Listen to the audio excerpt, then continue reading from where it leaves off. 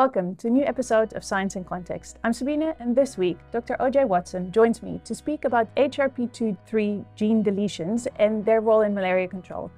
O.J., what exactly are these genes? HRP23 gene deletions are genetic changes in the malaria parasite, and these deletions stop it producing the protein that is the target of the most widely used rapid diagnostic test for malaria. These tests are central to malaria case management across Africa and beyond. And if the parasite deletes these genes, infections can go undetected.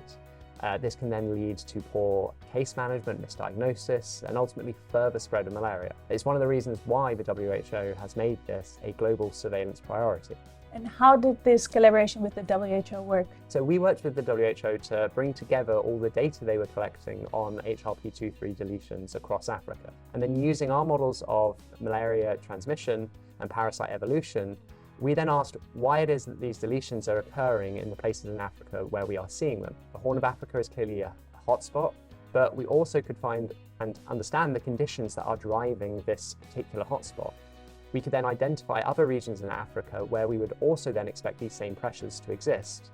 And from that, we then get an early warning system, essentially a map of where surveillance and future diagnostic changes may be needed in response to selection for these deletions. Going forward, what does that mean given our current funding climate? I think ultimately our findings remind us that malaria parasites are constantly adapting to the tools that we are using. And it's vital that HRP23 surveillance becomes part of routine monitoring, and that countries are quickly able to detect these deletions and then potentially change to alternative diagnostics. The WHO has already updated its guidance to reflect this, drawing on our work, but turning that guidance into action ultimately requires investment. With funding under strain, there's a real risk that surveillance will not really keep pace with how quickly malaria is evolving.